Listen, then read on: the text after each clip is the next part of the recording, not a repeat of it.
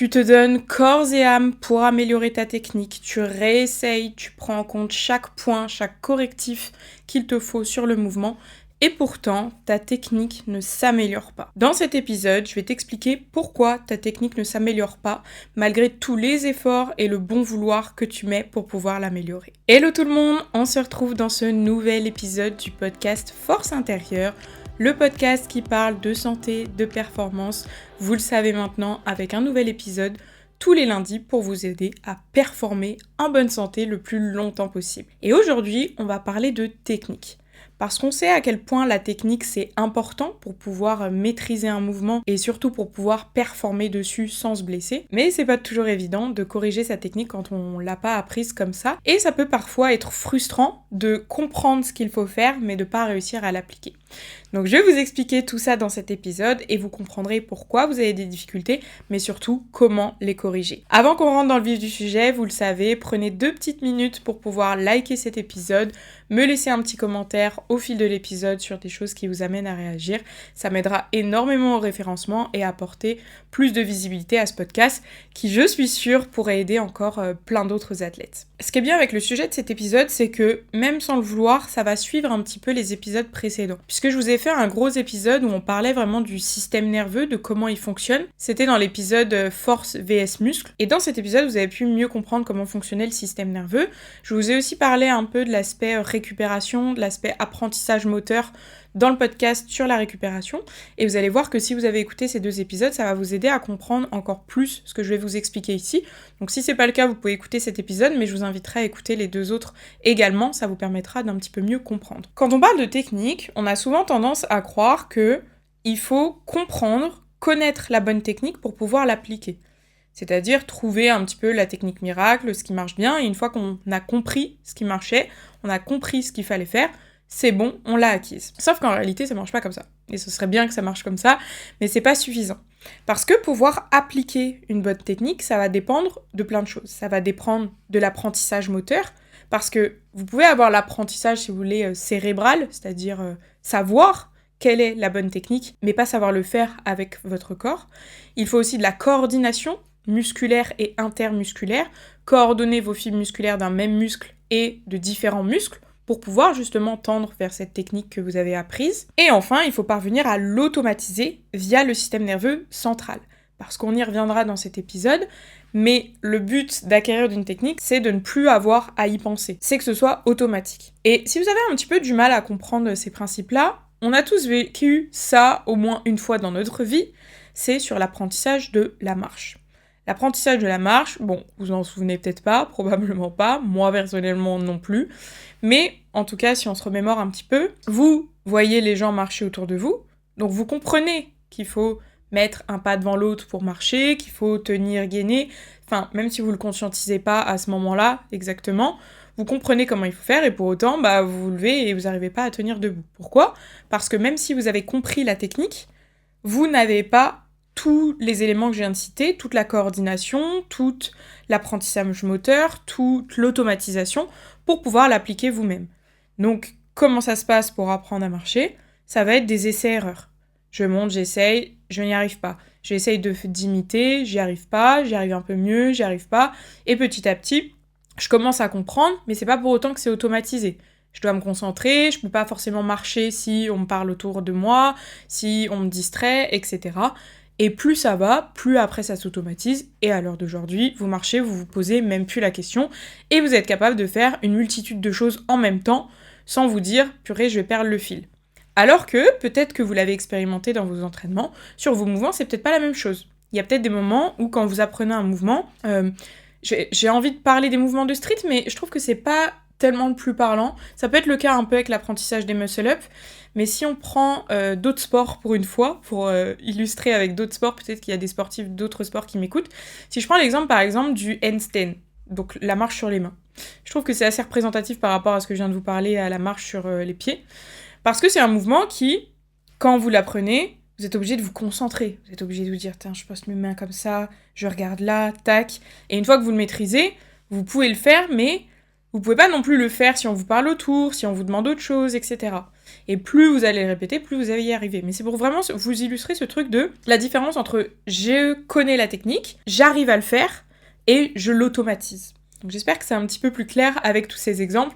Et encore une fois, dans street lifting, je trouve que le mouvement le plus parlant, ça pourrait être le muscle up, où au début, on a besoin de vraiment se concentrer pour le passer, et après, ça devient plus ou moins automatique. Sur les autres mouvements, c'est aussi le cas, mais on les obtient quand même plus facilement, on va dire, que les autres mouvements, dans le sens où on peut mettre un peu de temps pour acquérir, par exemple, sa traction, sa dips, mais une fois qu'on l'a, généralement, c'est assez ancré, et on n'a pas besoin de multiples répétitions pour juste maîtriser le mouvement purement sur une seule répétition. J'espère ne pas me tromper quand je dis ça, mais c'est un peu ma vision des choses. Maintenant que vous avez compris un peu ce phénomène d'apprentissage, ce qui conditionne l'apprentissage d'une technique, on va voir un petit peu les problèmes auxquels on est confronté et pourquoi, malgré tout ça, malgré tous nos efforts, malgré la volonté de bien faire, on n'y arrive pas. Le problème numéro 1 que je vois le plus, c'est la paralysie cérébrale.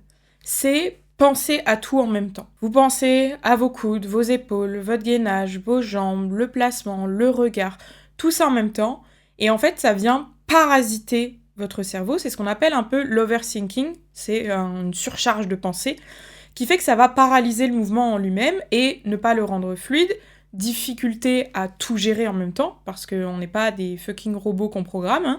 Si on se concentre sur un point, 2 points, c'est déjà bien, mais 15 à la fois, ça devient compliqué.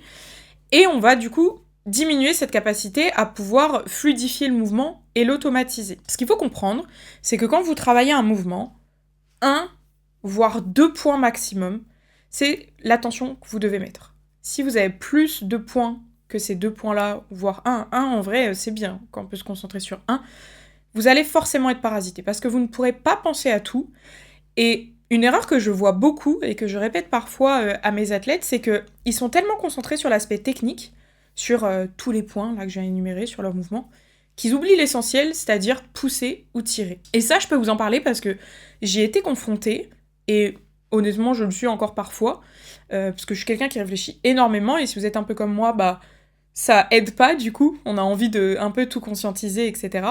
Mais on oublie l'essentiel. C'est-à-dire que je me retrouvais face à des mouvements, et j'expliquais, je me souviens à ma préparatrice mentale sur la dernière compétition que j'ai préparée, je lui disais, en fait, j'ai l'impression que je force pas sur mes mouvements.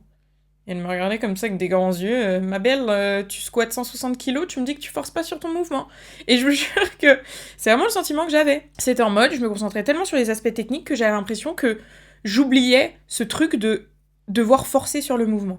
Alors que, si vous prenez le vous du début de votre pratique, vous avez tellement pas la technique de votre mouvement qu'en fait, forcer, c'est le premier truc que vous faites. Moi, si je retrouve sur les dips, c'était assez parlant, des dips que je faisais antérieurement, j'avais une technique pourrie, vraiment pas top pour mes épaules, d'ailleurs, j'ai eu de la chance de pas me blesser, mais je forçais, je mettais toute mon âme dans le fait de forcer, et j'arrivais à faire des charges assez cool quand même. J'ai retrouvé des dips récemment là, à 40 kilos. 40 kilos, c'est quand même solide pour des dips, avec une technique pourrie, mais juste je forçais, je mettais toute mon âme, et du coup j'arrivais à progresser comme ça. Et je trouve que plus on évolue vers l'aspect technique, mieux c'est parce qu'on va pouvoir s'améliorer, mais des fois on peut avoir tendance à laisser de côté un petit peu cette partie de cœur de mouvement qui est juste tu pousses ou tu tires sur ton mouvement. Donc attention à ça, et attention à bien se reconnecter à ça. C'est pour ça que je vous dis 1-2 points max, ça peut être intéressant pour éviter de se paralyser. Et comme tout apprentissage, je pense que si vous m'écoutez, vous avez sûrement fait aussi différentes études, peu importe le domaine que ce soit et peu importe à quel niveau, mais quand vous apprenez quelque chose, si vous vous retrouvez avec 15 bouquins à apprendre en même temps, vous galérez beaucoup plus à apprendre ce que vous devez apprendre que si vous avez un seul bouquin à apprendre. On est d'accord là-dessus. Et faut le voir la même chose pour vos mouvements. Si vous avez 15 points à suivre en même temps, à apprendre en même temps, ça va être beaucoup plus difficile pour vous de l'intégrer et de connecter toutes les coordinations, tout l'aspect moteur, que si vous avez un seul point, et une fois que vous avez ce point, vous passez à autre chose. Et c'est d'ailleurs pour ça que j'essaye de fonctionner le plus possible avec mes athlètes, point par point. Et ce sera pas l'objet de ce podcast, mais je trouve que c'est intéressant quand même de l'aborder ici, entre parenthèses. C'est aussi pour ça que, faut éviter de, quand vous êtes coaché, de copier à droite, à gauche, de regarder ce qui se passe, de demander d'autres points de conseil, parce que évidemment, il y a d'autres choses à travailler, mais c'est peut-être pas sur l'accent que vous êtes en ce moment. Moi, il y a plein d'athlètes, là, que j'ai actuellement, je les fais faire une technique qui n'est pas la technique finale vers ceux qu'on doit tendre. Pourquoi ? Parce qu'ils ont besoin de ces étapes-là pour être performants sur l'étape finale.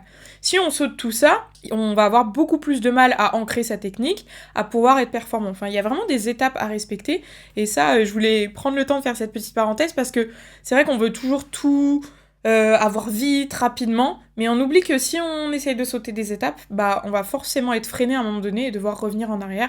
Donc c'est bien de prendre son temps sur chaque point, et une fois qu'ils sont acquis, on passe à la suite parce qu'on sait qu'on avance et qu'on n'aura pas à reculer tout simplement parce qu'on a voulu aller trop vite. Parenthèse fermée pour cet aspect-là, et vous avez compris, le but c'est de ne pas se paralyser l'esprit. Parce que la différence entre des experts et des novices dans un domaine ou sur un mouvement, c'est qu'au début quand on est novice, on va utiliser des stratégies assez coûteuses pour pouvoir réussir un mouvement, donc le conscientiser à fond par exemple, alors que quand on devient expert, on va avoir des stratégies détournées.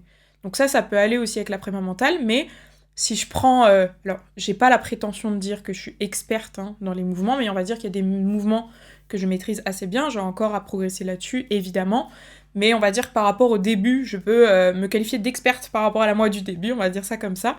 Mais si je prends l'exemple des dips, moi je sais que juste avec mon regard sur les dips, ça va corriger plein de points techniques. Le regard est, chez moi, parce que je l'ai travaillé, associé à plein de facteurs de rigidité, de mise en place, de maintien du gainage, etc.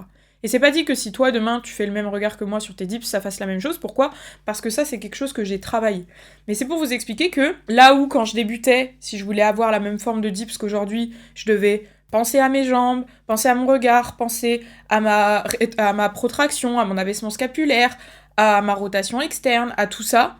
Maintenant, tout ça, tac, tac, tac, je l'ai mis en un seul point qui est mon regard. Et dès que j'ai mon regard, j'ai tout ça avec.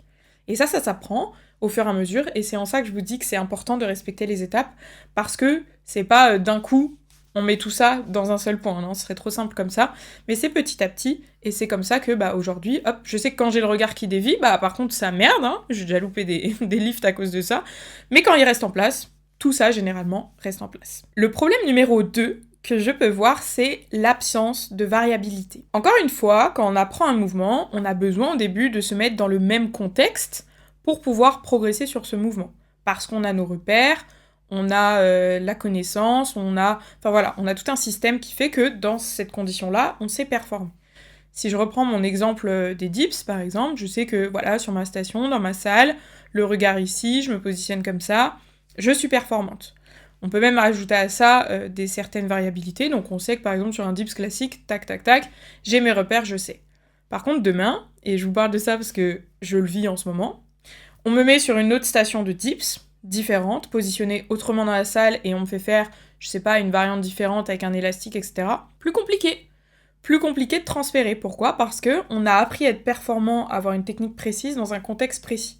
Et ça, c'est essentiel au début parce que on a besoin de ça pour pouvoir améliorer son mouvement, mais il va falloir aussi apporter de la variabilité pour pouvoir reproduire ce qu'on a appris via différentes choses sur d'autres éléments ailleurs dans différents contextes. Pourquoi ? Parce que si vous avez objectif de compétition, le jour J, vous ne serez pas dans votre salle dans les mêmes conditions que vous avez l'habitude à l'entraînement, et il va quand même falloir performer. Et je vous dis que je vis ça en ce moment, pourquoi ? Parce que dans ma salle, on a changé de station de dips, pour le mieux en plus. On était sur une station en V, je vous ferai d'ailleurs un contenu dans peu de temps là-dessus pour vous expliquer un petit peu les différences, mais on est parti d'une station en V assez large à une station droite réglable. Donc beaucoup mieux, et en plus, c'est ce qu'on retrouve en compétition. Donc vraiment mieux. Et moi, jusqu'à maintenant, je me suis entraînée que sur des stations en V, donc quand je passais sur l'aspect compétition, honnêtement, j'arrivais à avoir un bon transfert. Pourquoi ? Parce que c'est tellement mieux, les stations droites et réglables, que j'étais de toute façon beaucoup plus performante en compétition. Mais ça me demandait une petite adaptation, que j'arrivais à faire, à force d'avoir aussi l'habitude de m'y confronter en compétition. Mais là, du coup, de devoir m'y confronter au sein même de mon entraînement, je vous mens pas qu'au début, c'était un peu... En fait, je sens que je peux être plus compacte, mais j'ai plus de mal à avoir mes repères d'amplitude, à du coup retrouver ma position de regard, etc. Et c'est très bien parce que, comme je vous le dis, encore une fois, ça va pouvoir m'aider et avoir un meilleur transfert de l'entraînement à la compétition. Mais là, je sens qu'il y a quand même des petits réajustements à avoir pour être vraiment complètement à l'aise et me sentir complètement performante sur mon mouvement.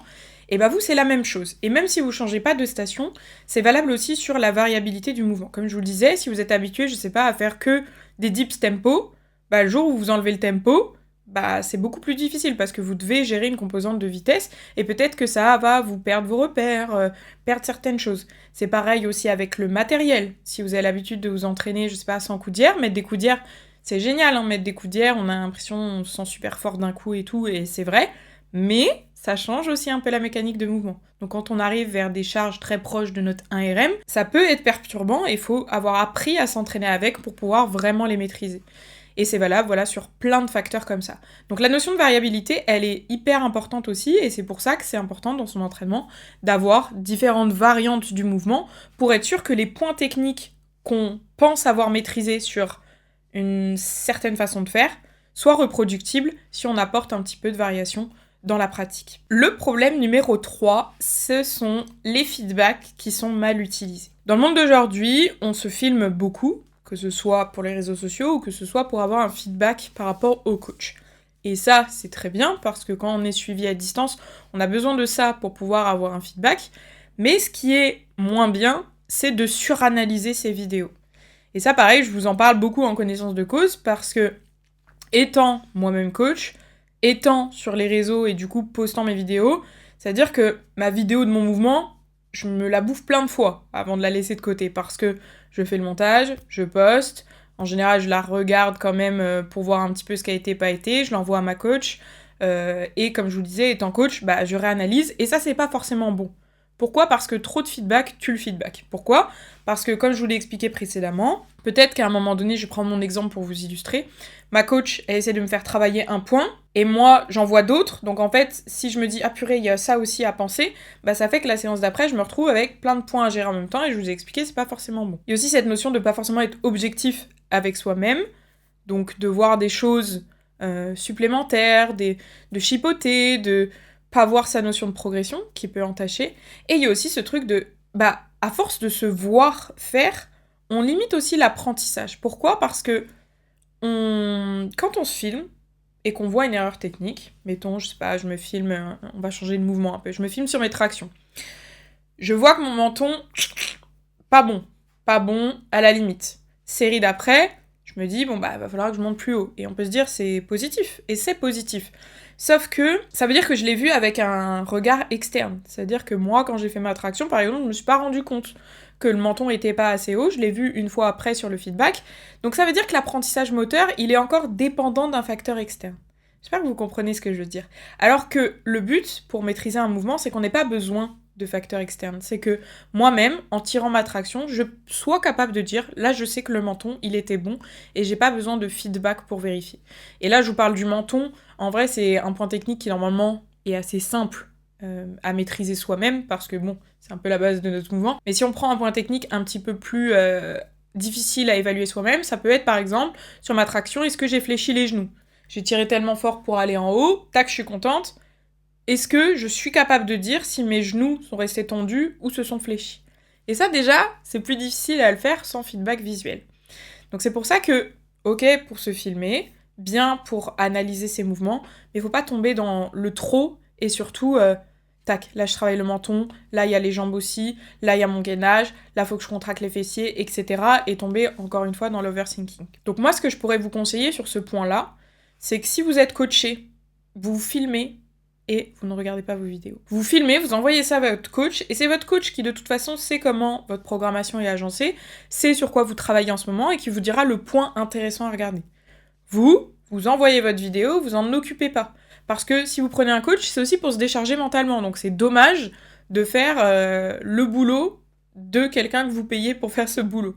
Surtout que ça peut rentrer, voilà, comme je vous disais, un peu en contradiction si vous n'avez pas forcément compris sur quelle phase d'apprentissage vous étiez avec votre coach, et que vous dites « Ah bah, faut que je fasse ça, j'ai vu ça, etc. » Donc mon conseil, c'est ça, analysez le moins possible vos vidéos. Je sais que c'est pas évident à faire, hein, moi-même j'ai du mal à le faire, mais c'est le conseil que je peux vous donner. Et à l'inverse, si vous n'êtes pas coaché et que bah, vous avez besoin d'un feedback pour pouvoir vous améliorer, faites-le, mais peut-être pas à chaque séance. C'est-à-dire que sur votre traction, vous le faites une fois par semaine, vous n'êtes même pas obligé de vous filmer sur les autres, et vous essayez d'améliorer les points sans avoir ce feedback visuel. Comme ça va laisser beaucoup plus le temps à votre cerveau de pouvoir apprendre ce que vous avez vu sur le feedback et pas le rebombarder d'un feedback externe qui va limiter l'apprentissage sans feedback externe, vous l'avez compris. Le problème numéro 4 qu'on peut rencontrer aussi sur l'apprentissage de la technique, c'est la différence d'intensité et ne pas savoir maîtriser sa technique sur une intensité différente.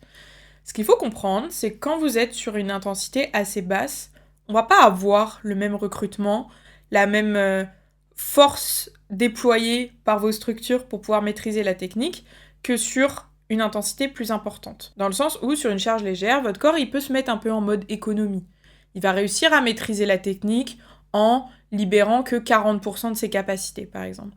Mais si vous arrivez sur du lourd, là, il va falloir coordonner beaucoup plus de muscles, beaucoup plus de fibres musculaires, il va falloir avoir beaucoup plus de précision sur le mouvement, parce que sinon, vous ne serez plus capable de soulever cette charge avec la même technique. Donc l'erreur que je peux voir vis-à-vis de ça, c'est du coup de rester que dans une intensité assez faible, de penser maîtriser la technique, et le jour où on passe sur du lourd, on se rend compte qu'on ne maîtrise plus rien parce qu'on n'y a pas été confronté.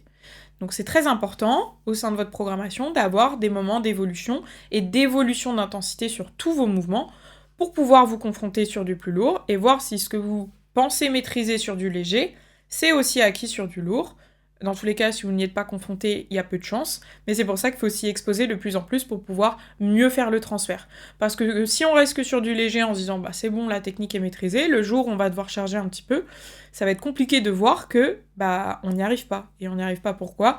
Parce que tous les points que je suis en train de vous expliquer rentrent en jeu et font que c'est pas la même chose de comprendre une technique et de l'appliquer sous différentes conditions. Comme je vous l'ai expliqué, la notion de variabilité, ça va aussi pour l'intensité. Jusque-là, j'espère que vous me suivez bien.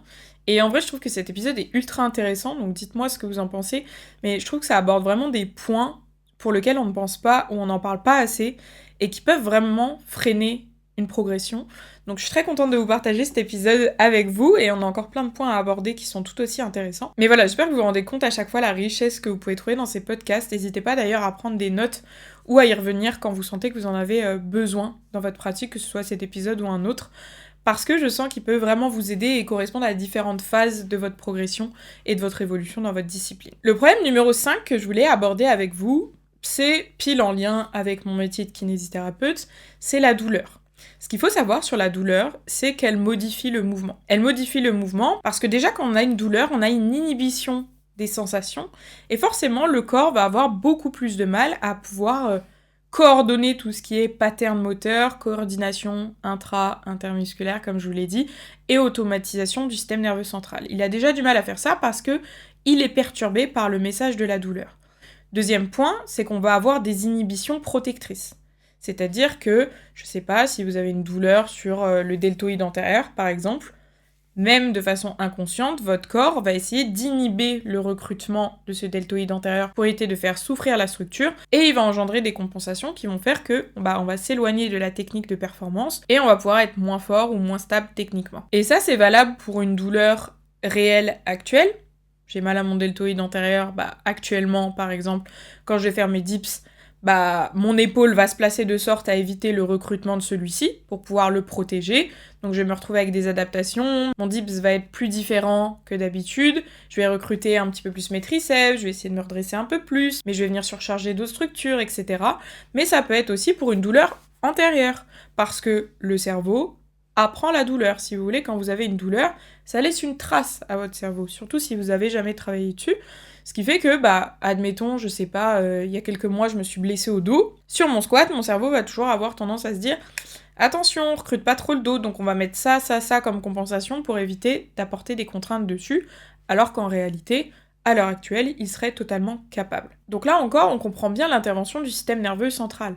C'est que même si tu as envie de faire ton squat de telle manière que ce soit, même si tu as la capacité physique, que tu n'as pas de problématique, si tu en as une antérieurement et que l'empreinte est encore là, c'est ton système nerveux qui décide, et qui va décider d'envoyer un petit peu moins de messages à ton dos pour éviter de le recruter, un peu plus ailleurs pour essayer de décharger, mais c'est là que va apparaître des difficultés techniques, et c'est là que tu vas peut-être pas pouvoir réaliser la technique que tu veux, et que tu crois savoir faire, mais juste parce que ton système nerveux l'a décidé. Et c'est pour ça aussi que quand vous avez une douleur, c'est très important de la traiter, déjà pour réparer le problème et éviter que ça traîne dans le temps, mais également pour vous réexposer, pour vous faire accompagner justement vers cette réexposition et éviter que l'empreinte puisse encore vous pénaliser des mois, voire des années après. Le 6e que je vois, la difficulté d'améliorer sa technique, c'est le manque d'automatisation. Le manque d'automatisation, comme je vous l'ai dit, plus une technique est stable, plus le mouvement va s'automatiser. Ça veut dire que ça va rejoindre un peu, vous allez voir, tout ce qu'on a dit jusque-là.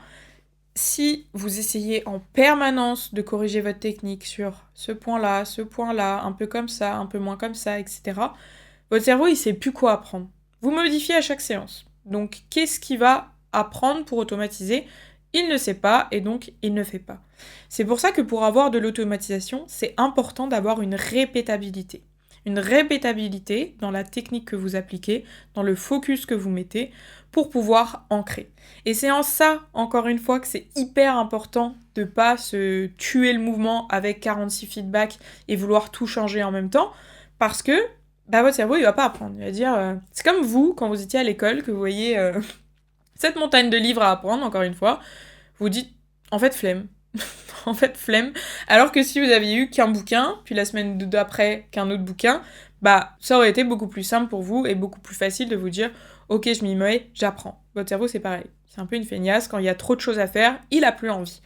Donc vous comprenez bien l'importance de se focaliser sur un seul point, de répéter, et une fois que c'est acquis, une fois que c'est automatisé, que vous sentez que vous n'avez plus besoin d'y penser, tac, on passe à un point suivant. Et c'est comme ça que vous allez pouvoir construire une technique solide qui ne bouge pas dans le temps, et qui, comme je vous l'expliquais au sein de cet épisode, par exemple moi avec le regard sur mes dips, vous allez pouvoir coordonner tout ça. Si je peux faire ça aujourd'hui, c'est parce que je suis passée par les différentes phases, je me suis focalisée sur différents points, sans vouloir tout faire en même temps, et que maintenant c'est assez automatique pour moi. Et ça le sera pour vous, si vous fonctionnez de la même manière et que vous n'essayez pas de corriger tout en même temps.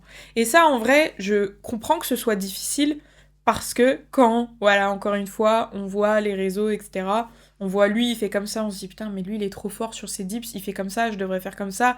Ah, puis elle a expliqué un truc, c'est logique ce qu'elle a expliqué, je vais faire comme elle.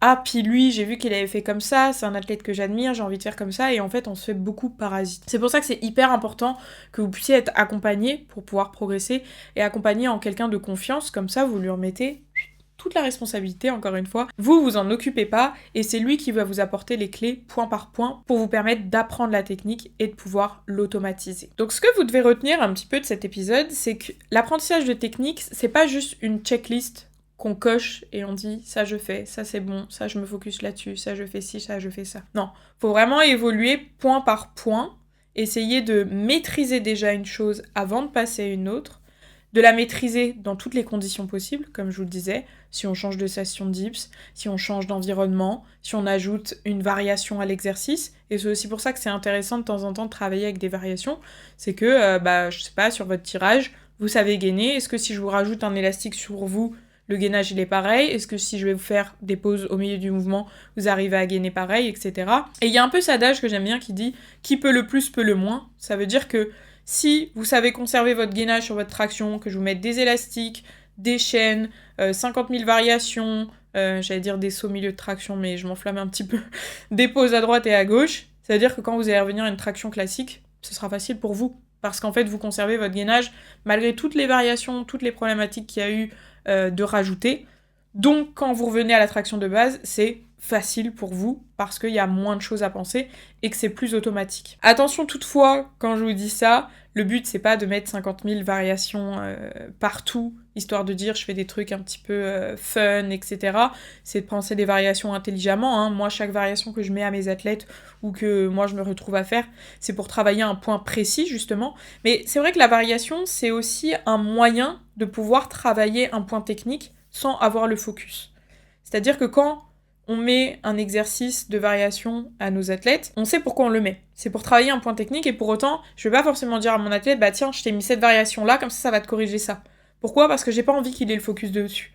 J'ai juste envie qu'il se concentre sur le mouvement, sur la variation, sur la difficulté que je vais lui rajouter à, par exemple, lui rajouter une traction élastique vers le bas. Et je vais pas forcément lui dire pourquoi je lui mets cet exercice, quelle est la finalité, parce que j'ai pas envie qu'il le conscientise. J'ai juste envie qu'il le fasse de lui-même, sans que ce soit rentré dans le cerveau. Et ça, mine de rien, c'est un peu la façon la plus intéressante pour l'apprentissage. Pas forcément la plus intéressante, mais en tout cas, une des façons de faire. Il y a différentes façons de faire, en fait, pour l'apprentissage. Il peut y avoir avec le focus interne qui est le focus que je me concentre à, je sais pas, tirer mon menton, je suis en haut de ma traction pour pouvoir performer. Il peut y avoir un focus externe. Par exemple, je pense pas à mon menton au-dessus de la barre, mais je pense que quand mon regard arrive à cette hauteur-là, je sais que mon menton est au-dessus de la barre, par exemple. Il peut y avoir des focus qui m'y obligent, comme par exemple mettre l'élastique sous moi, ça m'oblige à tirer plus fort pour justement arriver plus haute. Et il y a plein de petites façons de faire comme ça qui font que vous allez pouvoir apprendre le mouvement sans avoir à y penser. Et si je vous prends un autre exemple pour vous illustrer ça, d'un truc que j'ai fait et que j'ai jamais vu personne d'ailleurs en street lifting faire, Laura, si tu passes par là, merci pour cette variante. Elle était très fun, très drôle. Elle m'a quand même beaucoup aidée à l'époque. C'est que sur le muscle up, moi j'avais une problématique de mes genoux se pliaient. Mais mes genoux se pliaient pas parce que je faisais un keeping, mais parce que je relâchais la contraction du quadri. Mais encore une fois, à force de me focaliser sur cette contraction, il y a des fois j'y arrivais, quand je me focalisais dessus, mais dès qu'elle me disait, je sais pas, marque une pause avant, du coup j'y arrivais plus, parce que j'avais plus le focus dessus. Bref, il a fallu trouver des choses pour pouvoir m'y obliger. Et elle m'avait fait mettre, donc on parle de muscle up aux anneaux, pour ceux qui suivent pas forcément le street lifting ou ce que je peux faire. Elle m'avait mis un élastique que je mettais au-dessus de mes fesses, donc vraiment au niveau du bassin, au-dessus de mes fesses, et que je faisais passer dans les talons de mes pieds. Donc déjà, je pense que tout le monde ne peut pas le faire objectivement, parce que moi, ça va que j'ai de la matière au niveau fessier pour tenir l'élastique, honnêtement. Mais du coup, ça faisait que quand je garde les jambes tendues, l'élastique tenait. Mais si je venais plier un petit peu le genou, l'élastique n'était plus tendu. Et du coup, il se relâchait, et en plus, il se relâchait sur mes fessiers. Donc en plus, je me prenais un coup de fouet sur les fessiers. Je vous promets que quand on a ce type de variation un peu barbare, faut le dire quand même, mais qu'on s'est pris 1, 2, 3 fois un coup de fouet sur les fesses, on essaye de garder ses jambes tendues pour éviter que ça se reproduise. Et en vrai, je dis ça en rigolant, mais c'était quand même une façon de faire qui était intéressante. Je dis que c'était un peu barbare, en vrai, c'était pas hyper douloureux, mais je veux dire, il y a vraiment cette notion d'essai-erreur où ton corps, vas-y, il en a marre de se prendre des châtaignes, donc, indirectement, il met en place ce qu'il faut faire pour éviter. Et ça peut être des solutions. Alors, je vous dis pas de vous faire fouetter à chaque fois que vous réussissez pas un point technique, pas du tout. Mais ce que je veux dire, c'est que des essais comme ça qui vous obligent et qui vous entraînent une action négative si vous n'y arrivez pas, ça peut être intéressant. Moi, un des exemples que je peux vous donner, que je mets en place avec quelques athlètes actuellement, c'est que par exemple, sur les dips, j'ai certaines athlètes qui ont du mal à maintenir les jambes sous elles. Elles partent un peu en dips banane, vous voyez, quand ça devient dur. Et je leur fais mettre la boxe assez proche de leurs jambes, comme ça, dès qu'elles relâchent leur gainage au niveau des jambes, elles touchent la boxe. Et tout de suite, ça leur fait dire « Ah là, les jambes, c'est pas bon ». Et on a vraiment ce feedback qui permet qu'elles se corrigent immédiatement, et par conscience elles-mêmes. Elles n'ont pas besoin de reprendre la vidéo et se dire « Ah oui, là, j'étais pas bon ». Là, elles ont senti la boxe, tac, direct sur la série d'après, elles savent qu'elles vont devoir ravancer un peu les jambes. Donc c'est des petites choses comme ça qui vont pouvoir vous faire vous améliorer techniquement, sans que vous soyez surchargé cognitivement, parce que encore une fois, si vous déléguez à un coach, c'est dommage de se prendre cette charge mentale-là que vous avez choisi de déléguer. Ok ? Donc on arrive à la fin de cet épisode, j'espère qu'il vous a plu, n'hésitez pas à me le dire en commentaire, me faire un petit feedback, partagez cet épisode parce que je pense qu'il peut aider beaucoup d'entre vous. Et évidemment, je le répète peut-être pas assez dans ces épisodes, mais je suis moi-même coach et kinésithérapeute. Donc si vous cherchez quelqu'un pour soigner vos petits bobos ou pouvoir vous faire progresser en bonne santé sur la longévité, vous pouvez m'écrire un petit message sur Instagram ou répondre au questionnaire qui se trouve dans ma bio. Je vous fais des gros bisous et on se dit à la semaine prochaine. Bye bye!